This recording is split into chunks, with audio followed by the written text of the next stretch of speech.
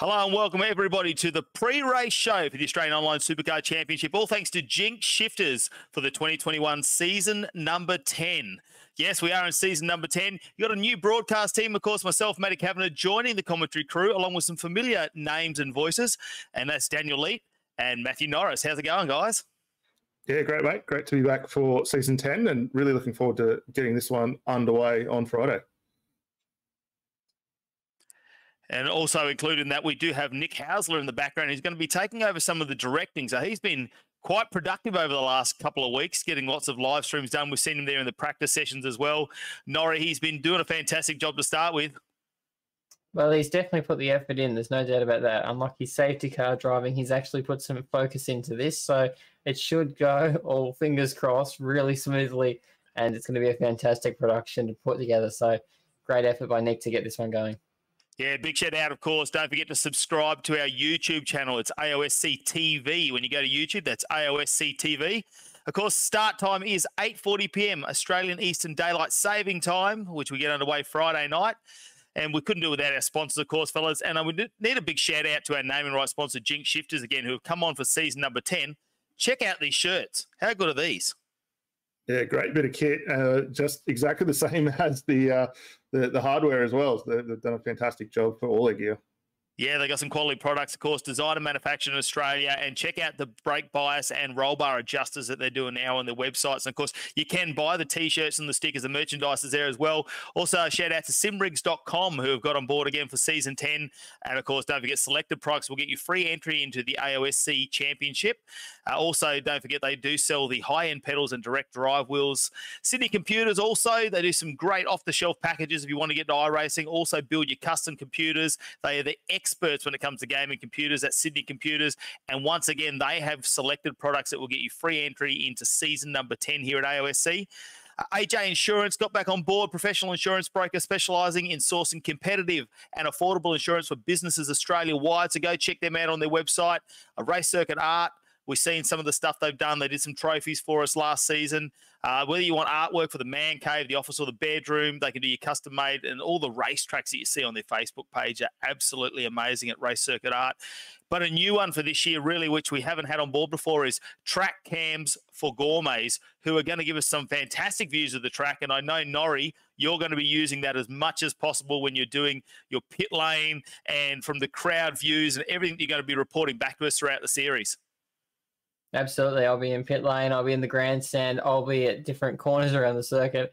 The track cams have been fantastic to really get a different angle that you wouldn't normally see of our supercars racing around these AOSC calendars that we've got set up. So it's fantastic. It's going to look awesome, and I can't wait for everyone at home to see it. Well, let's speaking of the calendar, let's have a look at what we've got coming up in season number 10. Dan, take it away, mate. 16 rounds. It's going to be unbelievable. Absolutely. I mean, it's a build on what we saw from last season. Obviously, we had about the same number of races last time out. We're going back to a very similar format this time for season 10. So we've got 10 150K sprint rounds, 2 of the 300K single driver enduro events, and then 4 of the big 650K enduros team racing, which is going to be great to see. Unfortunately, we did see the shorter 50-60 or 40-60 sprint not be retained for this time, but I think it absolutely makes up for it in how the calendar is stacking up. And, of course, we've got some team changes there, Norry. Take us through some of those things that have happened in the off-season. So there's some teams that have been sticking around, which is fantastic to see. So it's good to see teams returning like Altus, Synergy, Pursuit, all those ones that have been staples of this series. It's fantastic to have them kicking around and staying with us. But it's got some new ones coming on board. Team Hyperdrive. There was a couple of other teams that have announced their intention to run in the series. So it's fantastic to have all these teams coming on board. The main one, though, is the driver changing the safety car. That is not going to be Nick Hughes anymore. So he's given up the safety car because he was pretty average at it, and he's put someone behind the wheel who knows what they're doing. So, have we got the Stig? That's what we want to know. Is the Stig our safety car driver? All the new teams, all the existing teams, have got a safety car they can actually follow and not run off circuit this year. Oh, look, we love to give him a bit of stick, don't we, Nick? He's going to do a fantastic job in production behind the scenes, and we can't wait to see what he brings to the series in that respect. Who else has come into the series this year, and who's returning? So some of the guys you want to watch is Jordan Ross, Adam Briggs, Tom Freer, Corey Shepherd, Michael Taliangic, Jamie Stovall, Jamie McKnight. There's so many. I've just got a list just rattling through my brain. It's like a Rolodex. You just got to find the ones that you know are quick. And they're all coming back. They're all going to be forceful, and they've all got fantastic teams around them that have really been building over the off season. So it's going to be awesome to watch all these teams fighting to try and knock James Scott off top spot. Yeah, he was so dominant last season with those big amount of wins and, way out in front of the points. I know he had some challenges throughout season 9, but he's back. We caught up with him earlier this week to see exactly how he's come out of season number 9 and what he's expecting going into season number 10. Let's catch up with him now. Well, we're joined now by James Scott, who was obviously the season 8 and 9 winners of the AOSC Championship. James, great to have you here, mate. What are you looking forward to in season number 10 coming up? Yeah, obviously season 8 and 9 went really well for both me and the team. Season 10 promises to be another step up in the challenge to try and go the three-peat. The three-peat, and I know Norry's got a heap of statistics right there. You're an amazing driver. Let's go through them, Norry.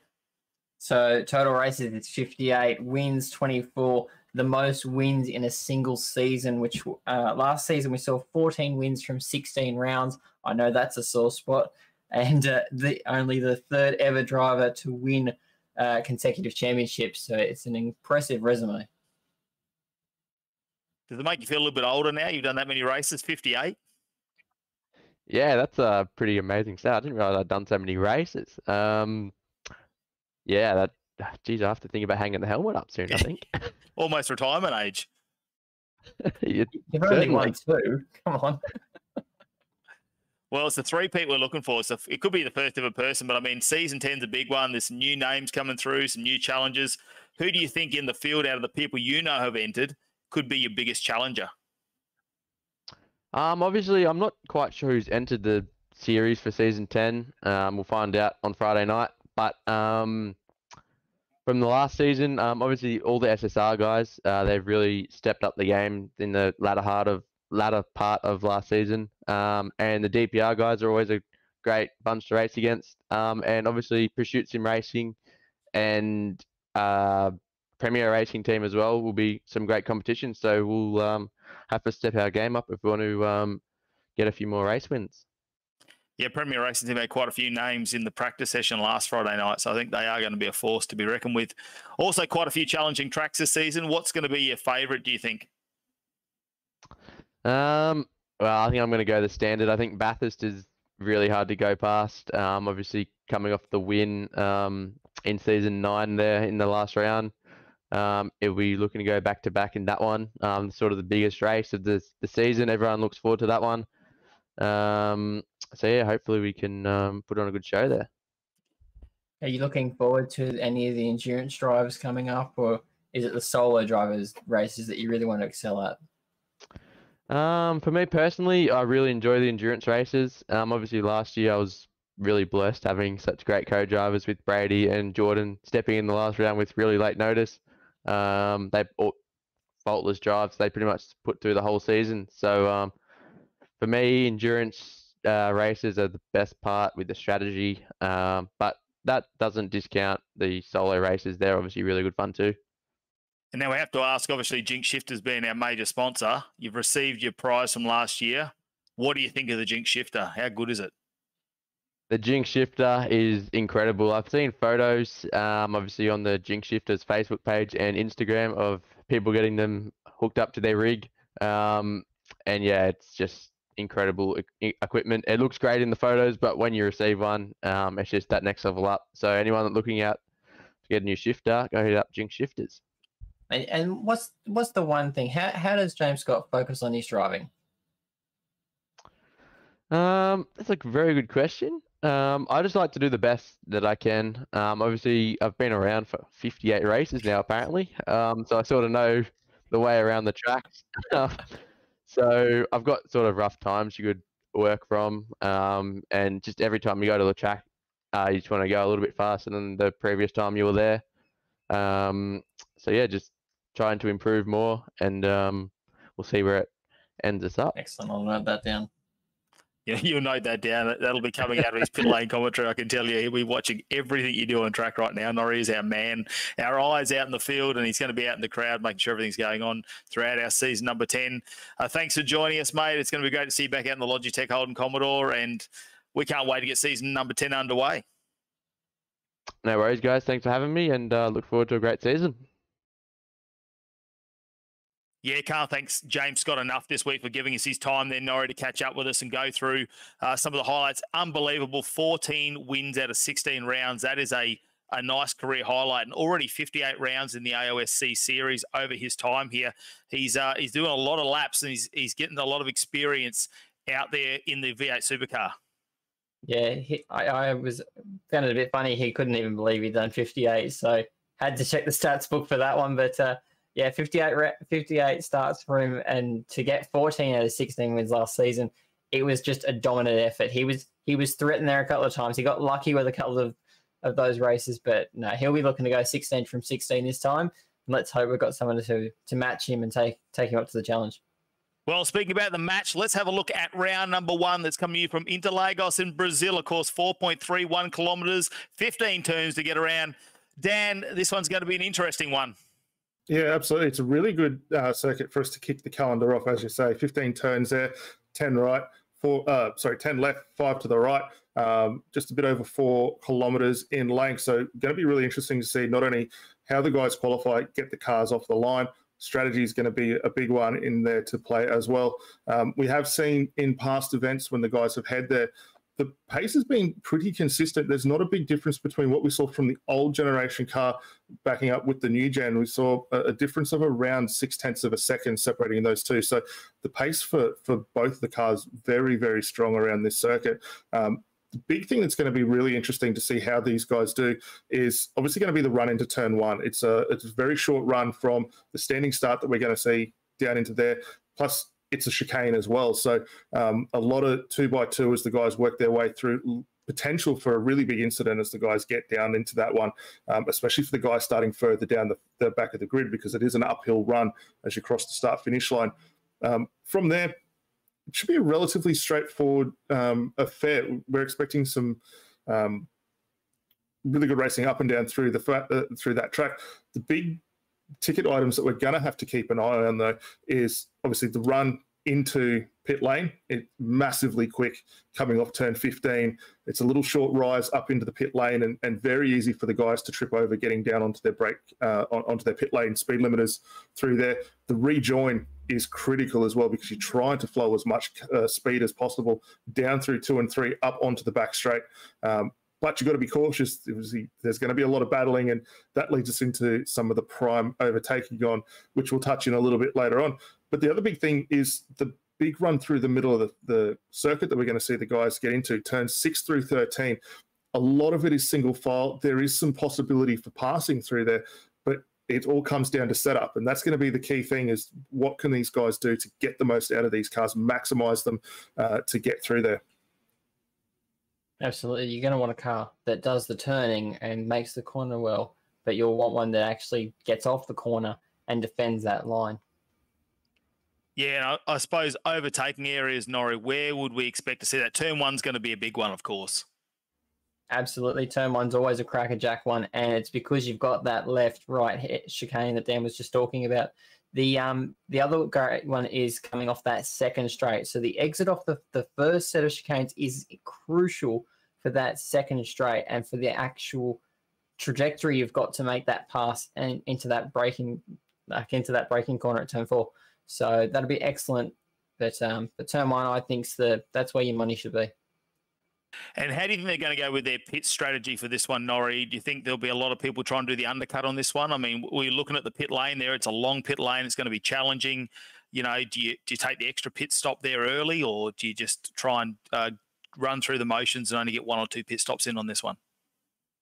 I think for this one, you don't want to take any pain in the pit stop. You want to make sure you maximize the time because, like you said, it is a long pit lane. It's a long time you're off the racing circuit, and it's not a long lap. It's only an 1 minute 30 odd lap, so it's not long.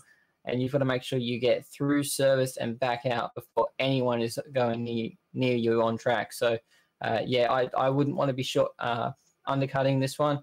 I'd want to be going full tilt to the tanks empty and then trying it from there. Well, guys, you know, I've only just joined this series. I'm new to it. I've watched a bit of the season 9 here on, obviously, your social media and AOSC TV. Who do you think is going to impress us at this track? Who's the dominant person to watch out for? Well, I think the hard one is, I mean, you can't look past our defending or 2-time defending champion now, James Scott. I mean, he had a stellar run through the championship, as we saw through the interview there, taking 14 of the 16 events, absolutely untouchable. A lot of guys going to be really trying to shake up the positions further down and maybe try and upset the upper card a little bit and see what they can do to get their nose in front. And Norry, your pick?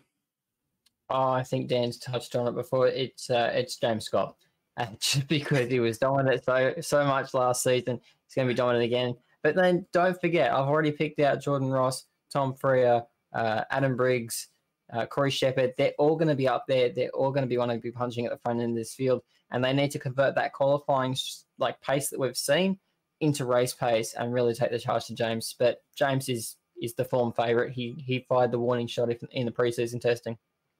I tell you what, I can't wait for qualifying to get underway at 8:40 p.m. That's 8:40 p.m. on Friday, the 15th of January. 8:40 p.m. Australian Eastern Daylight Saving Time. It is round 1 of season number 10, kicking off 2021. All thanks to Jinx Shifters, the Australian Online Supercar Championship. Thanks for your time tonight, guys. This is the pre-race show.